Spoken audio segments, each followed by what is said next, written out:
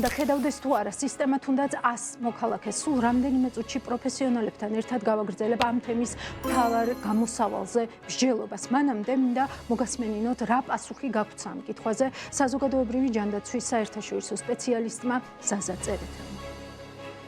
როდესაც სისტემა გამართულია, მაშინ ნებისმიერი გადაწყვეტილებები, რომლებიც ამ დაავადებასთან დაკავშირებით არის მიღებული ხოლმე ყოველთვის გამჭვირვალედ და მიღებულია მანამდე, სანამ კრიზისი დაიწყება. ხოლო როდესაც კრიზისი იწყება, მე უკვე ფიქრი იმაზე და რაღაცა გამოგონება და ამ წეწოლის დღეს იმპროვიზაციის რაღაცები გადაწყვეტილების მიღება არასწორია. ამიტომ მე ვფიქრობ, აუცილებელი არის, რომ ქვეყანას ჰქონდეს როგორც კიდევ სისტემა, რომელიც უნდა მოიცავდეს სპეციალიზირებულ ცენტრებს, რომლებიც დიაგნოსტიკისათვის და მკურნალობისათვის, ალბათ გამართული პირველადი ჯანდაცვის სისტემა თავისი რეფერალური სისტემით, როდესაც მოხდება ამ დაავადებების ადრეული გამოვლენა და მათი მისამართება, უნდა იყოს აუცილებლად მრავალდისციპლინარული გუნდები, რომლებიც აერთიანებს სამედიცინო, სოციალურ, ფსიქოლოგიურ და რეაბილიტაციურ სამსახურებს. უნდა იყოს ალბათ რეესტრი სპეციალური შექმნილი ასეთი პაციენტებისა, ცხადია უნდა იყოს გამოყოფილი თანხები და უნდა ვიცოდეთ რა თანხები არის ასეთი დაავადებების საკმაოდ გამოყოფილი და შესაძლოა რაც თავადია ყველაზე მთავარი უნდა იყოს ეროვნული სტრატეგია ამ დაავადებების სამკურნალოდ, რამე თუ ამ როგორც მე ვხვდები, ასეთი სტრატეგია ამ მომენტისთვის არ არსებობს და შესაბამისად ნებისმიერი და ასეთი სიტუაციის დროს ხდება ის რაც ხდება საქართველოში, რომ ცდილობენ რაღაცა უეცად გამოიგონონ, რაღაცა უეცად მოიფიქრონ და გადაწყვიტონ ეს პრობლემა და განსაკუთრებით სენსიტიურია ეს თუშენის დაავადების შემთხვევაში, იმიტომ ჩვენ ვიცით, რომ ნებისმიერ დღეს, ნებისმიერ საათს აქვს დიდი მნიშვნელობა ასეთი პაციენტებისათვის და რაც უფრო ხდება გადაწყვეტილების მიღებისა, მით უფრო რთულდება ამ პაციენტების და ბავშვების ჯანმრთელობა და ამიტომ კიდევ ერთხელ გავიმეორებ, უნდა იყოს ძალიან გამართული სისტემა, უნდა გქონდეს ეროვნული სტრატეგია, და მხოლოდ ამ შემთხვევაში მოხდებოდა ასეთი დაავადებების სწორად მართვა. სანდრო ურუშაძე და კოკა ფრუიძე არიან ჩემთან ერთად სტუდიაში. მოგესალმებით და ძალიან დიდი მადლობა თქვენი დროისთვის. ბატონო სანდრო, უნდა ხედავდეს თუ არა სისტემა ყველას, თუნდაც ეს იყოს მხოლოდ 100 ბავშვი თუ 100 ბავშვამდე ამ შემთხვევაში. ზოგადად უნივერსალური, ანუ როგორც ჩვენთან ეძახიან, საყოველთაო დაზღვევის მიზანიც ეგ არის. ჯანდაცვის ორგანიზაციის მთავარი მოწოდებაც ესაა, რომ არც ერთი ადამიანი არ უნდა დარჩეს ჯანდაცვის სისტემის გარეთ, ხო? არ აქვს მნიშვნელობას ერთი ადამიანი, ხა მით უმეტეს, როცა საქმე ეხებათ ბავშვებს და როცა საქმე ეხებათ მათ ჯანმრთელობას. ამიტომაც ეს კითხვა თავისთავად არის მის. მეორეა, რისი რესურსი გვაქვს, რომ ჩვენ ამ მიზანს მივახციოთ, ხო? აი ყოველთვის, როდესაც განვითარებადი ქვეყნები, ანუ განვითარებადი ეკონომიკის ქვეყნები სვავენ ამ კითხვას, მაშინ უკვე ჯანდაცვის პოლიტიკა, ჯანდაცვის სტრატეგია იძლევა პასუხს, რა არის პრიორიტეტი ამ კონკრეტული მომენტისთვის და როგორი უნდა იყოს განაწილებული ის ეროვნული რესურსები, რაც ჯანდაცვისთვის არის გამოყოფილი. დღეს რა პასუხი გვაქვს? ჩვენ ახლა გვაქვს ესეთი პასუხი თუ კონკრეტულ პრობლემას წამოვაყენებთ, რომ ჩვენ არა ვართ მზად პასუხისთვის. ანუ მიუხედავად იმისა, რომ საკმაოდ დრო არის გასული, საკმაოდ ყველა ვხედავთ და არ ამგონია ვინმე გულგრილი იყოს დარჩენილი, ჩვენ რატომღაც არ ვაკარგავთ იმ ნაბიჯებს, რომელიც სხვა ქვეყნებმა უკვე დიდი ხანია გადადგეს, ხო? როდესაც არსებობს ჩამოყალიბებული ლოგიკა ამ გადაწყვეტილებების მიღების. როდესაც არც პაციენტს, არც ექიმს და მით უმეტეს არც საზოგადოებას ეჭვი არ ეპარება, რომ რაიმე სუბიექტური გადაწყვეტილება იქნება მიღებული და რომ ეს გადაწყვეტილებები დროში იმდენად გაიწელება, რომ ეს იქნება წარმოუდგენელი, თქვათ, პაციენტისთვის და მათი ოჯახისთვის.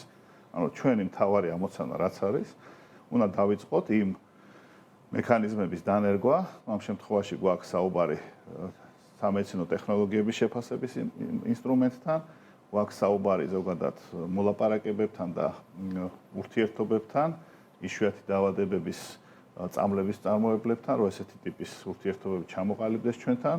ეს არის საუბარი პარტნიორობის განვითარება ქვეყნებთან, ვისთანაც შეგვიძლია ეს პოლიტიკა განვახორციელოთ და რაც თავარია, ხო? რაც თავარია ის არის, რომ ესეთი ტიპის გადაწყვეტილება მიიღება როგორც პაციენტების ორგანიზაციების, ექიმების, ფართო საზოგადოების ჩართულობით, იმიტომ რომ ჯანდაცვაზე უფრო სოლიდარული სფერო არ არის ეკონომიკაში, ხო? სოლიდარობის გარეშე ჯანდაცვა არ არსებობს.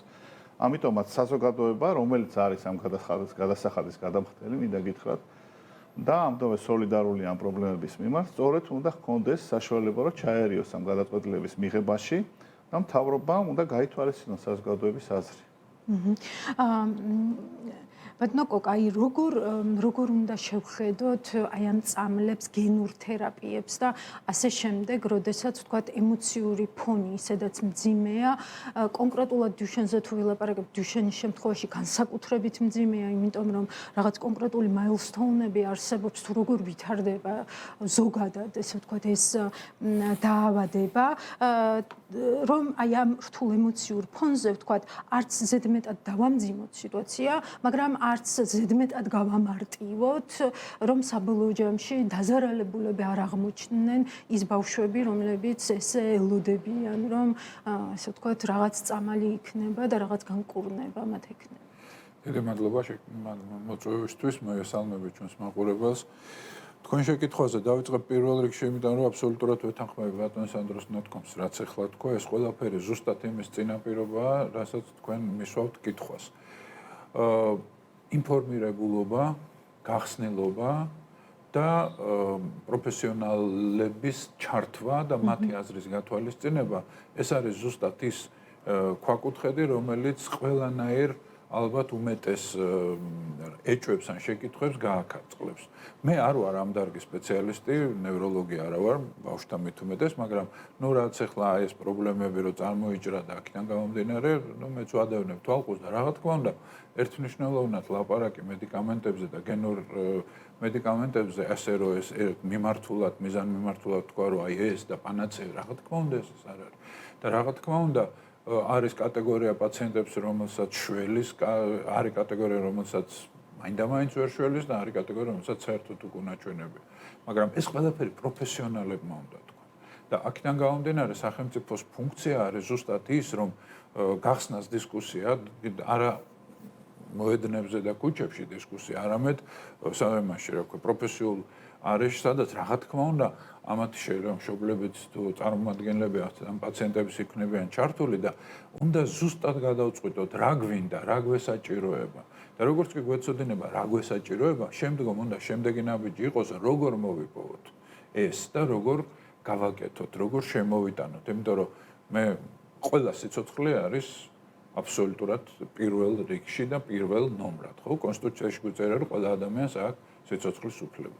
ჯანმრთელობის ხელმისაწვდომობა უნდა იყოს და არის უნივერსალური. რა თქმა უნდა, არავინ და მით უმეტეს ამ ბავშვებმა და არც პენსიონერებმა და არც არაფერი არ დაუშავებია იმით, რომ მას ან შესაძლებლობა არა აქვს, ან რაღაცა რომ თავის თავს უმკურნალს. აქედან გამომდინარე, სახელმწიფოს ვალია ზუსტად მაგას ვიძახი და ჩვენი სულ ყველასი თანხების გადამხდელების, რომ ერთმანეთს სოლიდარულად დავეხმაროთ და ამ დახმარებას სათავეში უნდა ჩაუდგან სპეციალისტები. რა თქმა უნდა, ამის ორგანიზაცია სახელმწიფომ ჯანდაცვის უნდა გააკეთოს. კი, მეც სრულად გეთანხმებით, რომ თუნდაც წამლების ავკარგიანობაზე მსჯელობა, თუნდაც ის თუ სხვადასხვა ქვეყნებში ვთქვათ ეს თერაპიები როგორ მუშაობს, ანუ სრულად ლეგიტიმური პროცესია და ისიც სრულად ლეგიტიმურია, რომ ვთქვათ სხვადასხვა დამოკიდებულებები არსებობდეს, ასე ვთქვათ, ამ თემასთან დაკავშირებით. მაგრამ ბატონო კოკა, როგორ ფიქრობთ, აი თავად ეს პროცესიც მახინჯდება თუ არა საქართველოში, აი ამ გარკვეული რაღაცნაირი პოლარიზაციის გამო, როდესაც,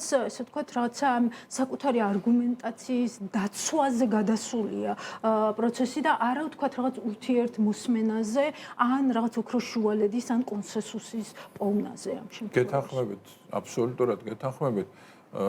ნუ ჯანდაცვა, მედიცინა, ავადმყოფობა, ეს ისეთი სენსიტიური საკითხია, რომ ამის ეს არის ძალიან სათუთად მოსაპყრობი თემა. და ამის ესე რაღაც ჯინში ჩადგომა ჯიბრში ერთმანეთის, არა შენ მართალი ხარ, არა შენ მტყვანი ხარ, ეს არაფერ შემთხვევაში, არავითარ შემთხვევაში არ არგებს საქმეს. წარმოუდგენელია ასე საქმის გაკეთება, რომ ვიღაცას ეჭვი ქონდეს, რომ ვიღაცა ეუბნება, რომ აი გინდა თუ არა ეს წამალი მოითხოვეთ, ან ვიღაცას ეჭვი ქონდეს, რომ აი ჯინში გვიდგებიან და არ ყიდულობენ. მე არ მგონი ადამიანი არსებობდეს დედამიწის ზურგზე, რომელსაც იცის, რომ შეუძლია დაეხმაროს გაჭირებულს და არ დაეხმაროს. ეს ნონსენსია. მაგრამ ალბათ ეს თემა უნდა იყოს უფრო დელიკატურად განხილული. მე არ ვიძახი ჩაჭკმალული და არც იმას ვიძახი, რომ დახურული. არა, მაგრამ დელიკატურად უნდა იყოს, ისე რომ არ არ დავაზიანოთ ამ ისედაც ძალიან ცუდ დღეში მყოფი პაციენტების მდგომარეობა. თუმცა ბატონო სანდრო, აი სისტემის გადმოსახედიდან რომ შევხედოთ, არის თუ არა გარკვეული განცხადებები, რომლებიც თქვათ მე ვიტყვი ამას პირდაპირ არაფერში არ ჯდება. თქვათ ის, რომ ფარმაცევტული მაფიაა და რაღაც 300-700 თვითგირებულების წამლებს მილიონებად ყიდიან. ანუ, როდესაც ამას სახელმწიფო ამბობს, მთავრობა ამბობს, ის მთავრობა, რომელსაც შეიძლება მოუწიოს ამ და სხვა შემთხვევაში ამ კომპანიებთან კომუნიკაციის დამყარება, ანუ აი რა ლოგიკა არსებობს, ესე ვთქვათ, ამ ტიპის განცხადებებთან მიმართებით? ძალიან ძნელია კომენტარი გააკეთო, რატო საუბრობენ იმაზე, რაც ხშირად არის ძალიან შორს სიმართლისგან, ხო? და მეორე პრობლემა ის არის, რომ არავის, აი კოკას ვეთანხმე, არავის ხელს არ უწყობს ეს ამ პროცესის მოგვარებას, ხო? დარწმუნებული ვარ, რომ ჯანმრთელობის სამინისტრო არ არის გულგრილი ადამიანები, არ მუშაობენ. დარწმუნებული არ ძალიან ბევრი თანაუგზნობს. თითქმის დარწმუნებულია, რომ მინისტრს უნდა გამოსავალი იყოს ამ პრობლემიდან და ეს გამოსავალი პირველ რიგში ბავშვების სასარგებლოდ გადაწყდეს. მაგრამ ხშირად ამ გადაწყვეტილების დროს მე სხვასაც თანამდებობა ხო არ გვაძლევს ჩვენ ან ცოდნას და არც იმას, ხო? ხშირად გვაკლია ხოლმე საკმარის კომპეტენცია საუბრის დროს, ხო? შეიძლება არასწორად არის ინფორმაცია მოწოდებული, ხო, რომელიც უნდა გადამოწმდეს. მაგრამ ერთი რამე არის ფაქტი, ხო? არსებობს ქვეყნები და არსებობენ ექიმები, რომლებიც პაციენტებს უნიშნავენ ამ მედიკამენტებს და არის შემთხვევები, როდესაც ეს მედიკამენტებს მოაქვს შედეგი ამ პაციენტის ჯანმრთელობის მდგომარეობის გაუმჯობესებაში. ეს არის ფაქტი, ხო? ეს დადასტურებულია კლინიკური კვლევებით, რაცაც თაფუძვლად დაედო ამ მედიკამენტების რეგისტრაცია. ამის უარყოფა ეხლა არის არა პროფესიონალიზმი მინიმუმ. და მეორე ისიც გასაგებია, რომ ბევრი ქვეყანა ვერ ახერხებს ჯერ დაწყებას, იმიტომ რომ იქ თავის პროცედურებია. გინა შვედეთი ავიღოთ, გინა შვეიცარია, მდიდარ ქვეყნა, გინა თურქეთი, აი ჩვენი მეზობელი, ხო? ვერ აფინანსებს, იმიტომ რომ იქ დადგენილია, რომ ჯერ უნდა ფასზე შეუთანხმდნენ წარმოებელს, მერე ფასზე რო შეუთანხმდები, უნდა საბოლოო ჯამში სპეციალისტების და თქვათ სამედიცინო საზოგადოების დასტური უნდა იყოს, რომ კლინიკურად ეს, ანუ მე გულისხმობ ხარჯ-ეფექტური უნდა იყოს, ხო? ანუ კლინიკური შედეგები და ხარჯი თანაბარია, თანაზომიერია. ამიტომაც ღირს მისი ამ მედიკამენტის დაფინანსება, რომ მას შედეგს ველოდებით, ხო? და პარალელურად, ხო? ეს პროცესები არის ძალიან მკაფიოდ გაწერილი. ანუ ეს კი არ არის არა, რო დაუცა უნდა მაშინ მიიღებენ გადაწყვეტილებას. არის ვადები დადგენილი, არის პროცედურები დადგენილი. ეხლა გავიგე ინფორმაცია მომივიდა, მე საუბრობ აი შვეიცარიაში. ხა გასაგებია, იმიტომ რომ შვეიცარიაში რეგისტრირებული არ არის ეს მედიკამენტი. ის არ არის ევროკავშირის ქვეყანა. იქ უნდა კომპანიამ წარმოებელმა შეავსოს ეს დოკუმენტაცია, მიიტანოს და რეგისტრაცია გაატაროს, ხო? ადრე თუ გვიან გააკეთებს ამას, მაგრამ ჩვენ ხო ჩვენი ბავშვების პრობლემას უნდა შევხედოთ, ხო? და ჩვენი აგერებით რითი არის? თუ რომელიმე ქვეყანაში ეს წამალი, თქვათ, ხო, ეს წამალი პირობითად არ არის ჯერ ხო დაფინანსებული, გასაგებია სხვადასხვა მიზეზების გამო. ამითი რა შეღავათი აქვს ან ჩვენს პაციენტებს, ან მათ ოჯახებს, ხო? ჩვენი ბუნებრივი და ადამიანური სურვილია, რომ თუ ამისი ფული გვაქვს და თუ ამისი რესურსი გვაქვს და კიდე მეორე პირობა. თუ ექიმი, რომელიც მკურნალი ექიმია, საბოლოო ჯამში ხო ამ პროცესის ბოლოს ერთმანეთის პირისპირ დარჩებიან პაციენტები და ექიმები. სხვა ხო არავინ არ ჩაერევა ამ წამლის გინა დანიშნვაში და გინა მკურნალობაში. ვისა აქ უფლება? ხო? ჩვენ შეგვიძლია მხოლოდ გულშემატკივრები ვიყოთ, მაგრამ საბოლოო ჯამში შედეგი მათ შორის წამლის დანიშვნა, პროცესების მართვარი, ექიმის, სამედიცინო გუნდის ამ შემთხვევაში უფრო სწორედ, ექიმთა გუნდის ნაწილი, ხო?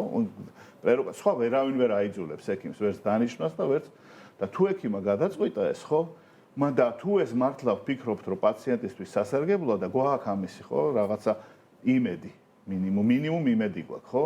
მაშინ უნდა შევეცადოთ და გამოსავალი მოვძებნოთ ამ პრობლემისგან, ხო?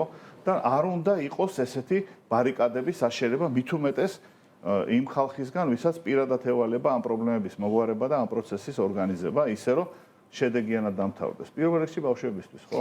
თუმცა კოკა და თქვენ გისმენთ ამ კითხვას შეგნებულად, ან რეალურად რო შევხედოთ, აი შედეგის თვალსაზრისით, რას თulis დღეს სახელმწიფო შედეგად, ხო, ჩვენ მოვისმინეთ, რომ განკურნებისთვის კი არ არისო ეს მედიკამენტებიო, არამედ სიცოცხლის გახანგრძლივებისთვის არისო ეს მედიკამენტებიო და ხო, ამ წინადადებას საერთოდ მესმის.